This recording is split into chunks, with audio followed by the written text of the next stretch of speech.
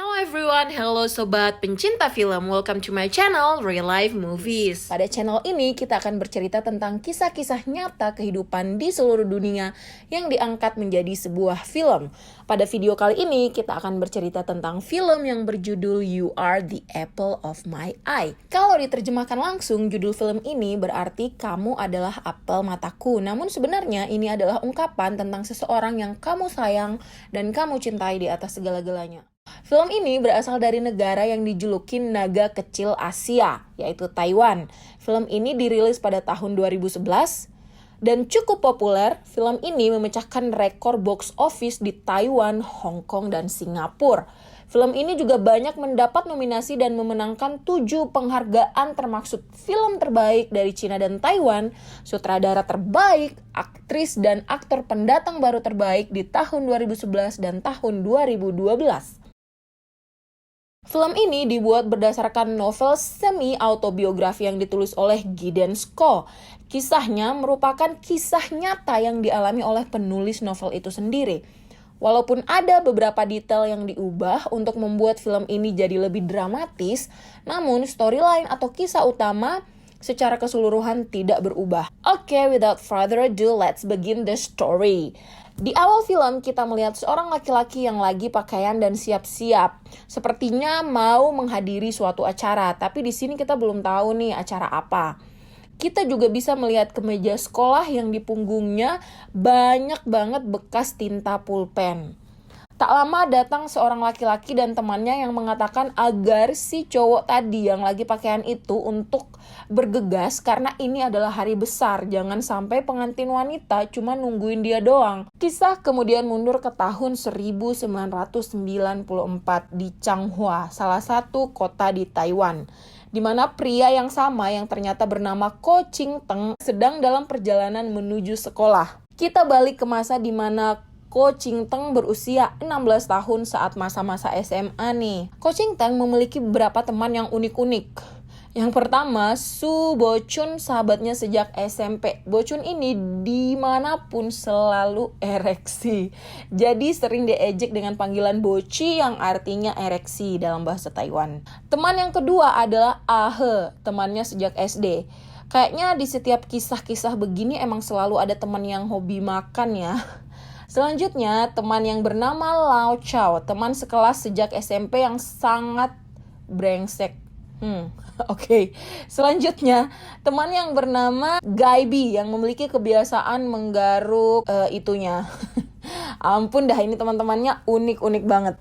Mereka semua bersekolah di sekolah yang sama, yakni SMA Changhua. Walaupun berbeda-beda, semua temannya memiliki satu kesamaan, yaitu semuanya naksir pada wanita yang sama, siswi teladan yang bernama Shen Chiayi.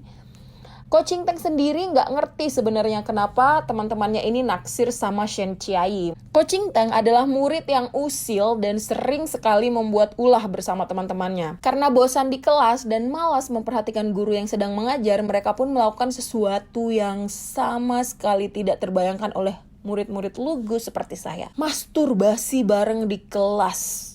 Oh my god. Tentu saja akhirnya ketahuan oleh guru. Gurunya pun dibuat tercengang-cengang karena dari semua kenakalan yang pernah dibuat oleh murid-muridnya, mereka ini yang paling aneh. Ya iyalah, aneh banget masturbasi di kelas cuy. Karena ulah mereka ini, Ko Ching Teng dan temannya dipindahkan tempat duduknya dari barisan paling belakang ke barisan tengah. Ko Ching Teng yang tadinya duduk di pojokan belakang dipindahkan tempat duduknya di depan Shen Chiayi. Shen Chiayi pun ditugaskan untuk mengawasi kelakuan Ko Ching Teng sekaligus bantu dia belajar gitu. Dengan berat hati Shen Chiayi mengiyakan. Walaupun Ko Ching Teng dan Shen Chiayi sekelas sejak SMP, jarak antara murid baik dan nakal seperti dia memang jauh ya.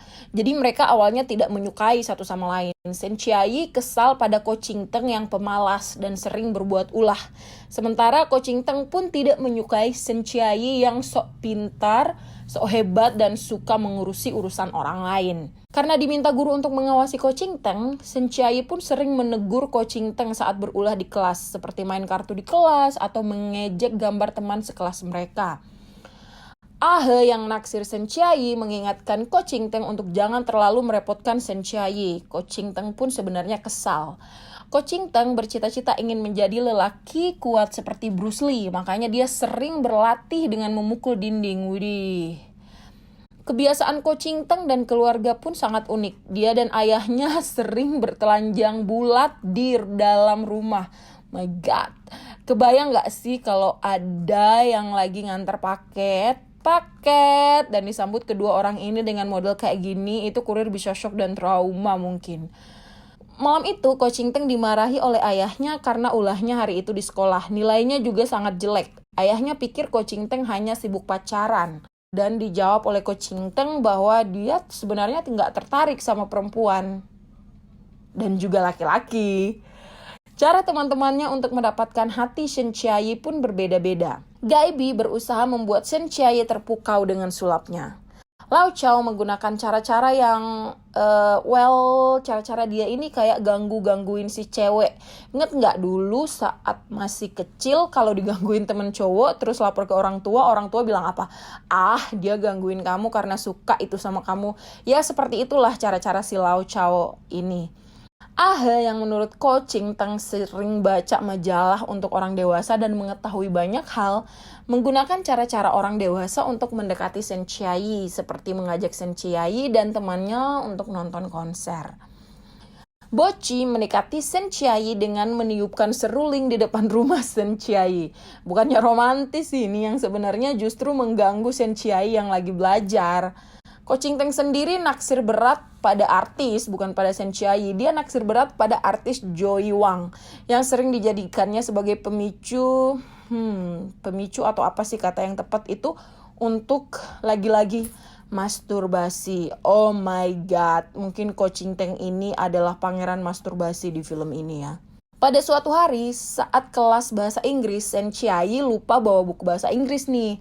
Buat nolongin Shen Chiayi, Ko Ching Teng ngasih buku bahasa Inggrisnya kepada Shen Chiayi. Dan dia ngaku ke guru kalau dia nggak bawa buku. Jadinya Ko Ching Teng deh yang dihukum sama guru bahasa Inggrisnya. Karena tersentuh dengan pengorbanan Ko Ching Teng, Shen Chiayi berniat ingin membantu Ko Ching Teng belajar. Dia menyiapkan soal latihan untuk dipelajari Ko Ching Teng. Dia juga menandai soal-soal mana yang harus dilatih terus biar nilainya bagus. Dia berhasil meyakinkan Ko Ching Teng bahwa dia harus belajar agar tidak dipandang rendah oleh Shen Chiayi. Shen Chiayi tidak memandang rendah orang yang nilainya jelek, tapi dia memandang rendah orang yang malas belajar. Akhirnya Ko Ching Teng pun termotivasi dan menjadi lebih rajin belajar. Ko Ching Teng pun mulai mengerjakan soal-soal latihan yang diberi Shen Chiayi, lalu dikoreksi oleh Shen Chiayi. Setiap pagi, Shen Chiayi yang duduk di belakangnya meminta hasil latihan yang dikerjakan oleh Ko Ching Teng untuk diperiksa dengan menekan punggung Ko Ching Teng dengan pulpen. Ini menjadi kebiasaan Shen Chiayi. Setiap kali ingin memanggil Ko Ching Teng, dia akan menekankan ujung penanya ke punggung Ko Ching Teng. Shen Chiayi berhasil meyakinkan Ko Ching Teng untuk ikut belajar bersamanya setelah jam sekolah. Karena tidak terima dibilang lebih bodoh dari Shen Chiayi, Ko Ching Teng mengajak Shen Chiayi taruhan. Ko Ching Teng akan mendapatkan nilai tertinggi dan mengalahkan Shen Chiayi di ujian akhir nanti. Kalau Ko Ching Teng kalah, Ko Ching Teng akan memotong rambutnya. Kalau Ko Ching Teng menang, Shen Chiayi harus mengikat rambutnya selama sebulan penuh. Karena ada motivasi untuk memenangkan taruhan, Ko Ching Teng jadi lebih rajin banget belajar.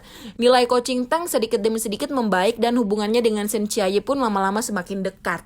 Shen Chiayi pun menang taruhan dan Ko Ching Teng harus memotong botak rambutnya.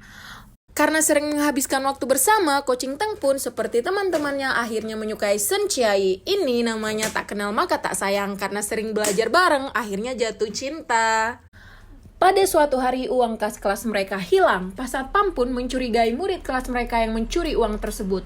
Pak Satpam akhirnya menyuruh seluruh siswa di kelas untuk menuliskan 3 nama siswa yang paling mereka curigai sebagai pencurinya. 3 nama yang paling banyak dituliskan akan disuruh maju ke depan kelas. Ko Ching Teng dan teman-temannya tidak setuju dengan hal ini. Shen Chiayi pun keberatan karena hal tersebut akan membuat mereka saling mencurigai satu sama lain. Seluruh teman-teman sekelas mereka pun ikut membangkang. Akhirnya Ko Ching Teng dan teman-temannya beserta Shen Chiayi dihukum berdiri di luar kelas. Kejadian ini mengeratkan tali persahabatan antara Ko Ching Teng, teman-temannya, dan Shen Chiayi. Ko Ching Teng pun semakin kagum pada Shen Chiayi yang ternyata berani melawan perintah. Tibalah hari kelulusan. Sen Chiayi yang tidak enak badan saat mengikuti ujian masuk perguruan tinggi negeri mendapatkan nilai yang standar, tidak sesuai harapannya, yang selama ini selalu belajar dan belajar. Walaupun dengan hasil ujian seperti itu, dia masih bisa lulus ke Universitas Negeri Taipei, jurusan pendidikan. Dan Ko Ching Teng lulus di Universitas Negeri Chiatung. Di universitas, teman-teman baru Ko Ching Teng pun tak kalah unik. Ada yang hobinya setiap hari mengangkat barbel sepanjang hari, ada yang setiap hari kerjanya baca komik, tak pernah kuliah. Satu lagi ada mahasiswa tahun pertama S1 yang kerjaannya belajar terus dan sudah mempersiapkan diri untuk S2. Walaupun punya karakter yang berbeda, mereka punya satu hobi yang sama, yaitu nonton film porno. Luar biasa. Hampir setiap malam Ko Ching Teng menelpon Sen Chiayi melalui telepon umum di asrama kampus karena saat itu belum ada yang namanya handphone ya guys. Setiap malam Ko Ching Teng harus antri panjang di depan telepon umum bersama mahasiswa lain. Nah, pada liburan Natal pertama setelah mulai kuliah, Chiayi dan Ching Teng jalan-jalan nih ke Taipei. Hari itu, Ko Ching Teng memberanikan diri mengungkapkan perasaannya pada Sen Chiayi. Sen Chiayi ingin memberikan jawaban saat itu juga, tapi Ko Ching Teng melarangnya karena takut jawaban itu adalah penolakan. Pada suatu hari, Ching Teng mengorganisir pertarungan dan mengundang Chiayi untuk menonton dengan harapan Chiayi akan terkesan dengan kekuatannya nih. Yang terjadi justru sebaliknya. Chiayi menganggap tindakan Ching Teng ini kekanak-kanakan karena ingin melukai dirinya sendiri tanpa alasan. Ko Ching Teng marah mendengar ini dan bilang, aku memang kekanak-kanakan dan bodoh sampai mau mengejarmu selama ini. Akhirnya dijawab oleh Chiayi, kalau begitu jangan mengejar lagi. Dan akhirnya Ching Teng dan Chiayi pun berpisah. Ada dialog bagus saat perpisahan ini. Ko Ching Teng mengatakan dalam pertumbuhan menuju dewasa, hal yang paling kejam adalah perempuan selamanya selalu lebih dewasa dari laki-laki seumurannya. Kedewasaan seorang perempuan tidak ada satupun laki-laki yang mampu menampungnya. Teman-teman SMA mereka pun mendengar kalau kedekatan Ching Teng dan Chiayi itu sudah retak. Ahe dan Lau Chow langsung ke Taipei menemui Chiayi, mengejar kesempatan ini untuk mendekati Sen Chiayi. Ahe duluan sampai karena dia naik kereta, siapa suruh Lau Chow naik motor ke Taipei. Dan akhirnya Ahe pun pacaran dengan Sen Chiayi. Lau Chow yang melihat kejadian ini sangat kecewa sampai-sampai dia mengendarai motornya mengitari Taipei sampai 2 kali. Pada putaran terakhir, dia menjemput Ko Ching Teng dan memukulnya. Hubungan Ahe dan Chiayi ternyata hanya bertahan selama 5 bulan, tapi ini sangat membuat iri Ching Teng. Pada tahun 1999, terjadi gempa di Taiwan yang menyebabkan pemadaman listrik. Jaringan seluler pun terganggu. Ching Teng pun berusaha mencari sinyal telepon dengan berkeliling kota untuk menelpon Chiayi untuk memastikan dia baik-baik saja. Akhirnya hubungan mereka pun membaik, namun Chiayi sudah memiliki pacar. Oh my god. Chiayi mengatakan alasan dia putus dengan Ahe adalah dia merasa Ahe tidak cukup menyukainya. Karena pernah disukai oleh Ching Teng, dia jadi sulit merasakan bahwa orang lain benar-benar menyukainya. Widih, kalau kayak gitu kenapa menjauh, Mbak? Di sini pun Ching Teng akhirnya mengerti kenapa Chiayi tidak mau jadi pacarnya saat itu. Chiayi mengatakan bahwa masa-masa yang paling romantis dalam suatu hubungan adalah masa-masa pendekatan. Saat sudah pacaran, banyak perasaan yang akan hilang. Jadi Chiayi membiarkan Ching Teng mengejarnya lebih lama. Buset, jahat amat. Akhirnya kedua orang ini menemukan akhir yang damai untuk hubungan mereka. Pun Sen Chiayi berterima kasih karena Ching Teng telah menyukainya. Dan Ching Teng mengatakan dia pun menyukai versi dirinya yang saat itu menyukai Sen Chiayi. Dia jadi banyak motivasi yang baik. Setelah lulus kuliah, bukannya mempersiapkan diri untuk lanjut S2 seperti teman-teman kuliahnya, Ching Teng justru menulis cerita hidupnya di internet. Dan akhirnya Ching Teng menjadi penulis buku yang tentunya dijadikan film ini sekarang. Teman-temannya juga sudah mendapatkan pekerjaan masing-masing. Lau Chow bekerja sebagai sales mobil yang sukses di pusat penjualan mobil bekas. Gai Bi lulus jadi PNS dan bekerja di perpus kota. Kerjaannya cuma godain cewek-cewek sih. Ahe bekerja sebagai sales di perusahaan asuransi. Boci lanjut sekolah S2 di Amerika. Dan kalian masih ingat sama teman Chiayi, Hu Chiawei yang hobi menggambar karakter botak itu loh. Sekarang sudah menjadi penulis komik terkenal. Dan akhirnya Ching Teng sadar bahwa pada akhirnya yang bisa sukses bukan orang yang paling pintar, tapi orang yang tak pernah menyerah sampai akhir. Wih, mantap.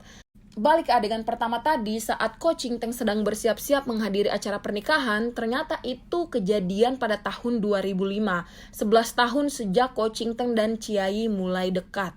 Ternyata bekas tinta pulpen di punggung kemeja sekolah itu adalah bekas pulpen Chiayi yang dia tusukan setiap kali memanggil Ching Teng.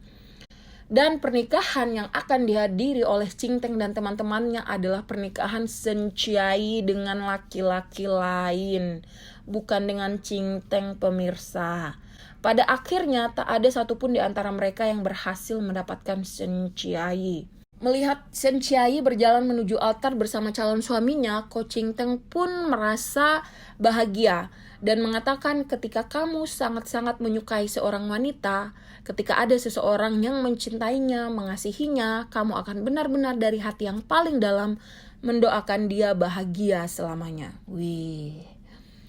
Di akhir cerita, karena tantangan dari suami Shen Chiayi kalau ingin mencium Shen Chiayi, maka orang itu harus mencium suaminya terlebih dahulu dengan hasrat dan gaya yang sama. Tanpa pikir panjang, Ching Teng langsung mencium suami Shen Chiayi dengan penuh keseriusan nih. Di sini kita bisa lihat keseriusan Ching Teng dalam memperjuangkan Shen Chiayi selama ini. Kita juga dikasih alternate ending nih di sini. Andai saja Ching Teng mengerti kekhawatiran Shen Chiayi dan meminta maaf saat mereka bertengkar karena Ching Teng bertarung, maka mereka mungkin akan bersama sekarang. Andai saja saat Ching Teng menyatakan cinta, dia tidak takut mendengar jawaban dari Shen Chiayi yang menerimanya, maka mereka mungkin bisa bersama sampai sekarang. Tapi itu hanya pengandaian. Tamat.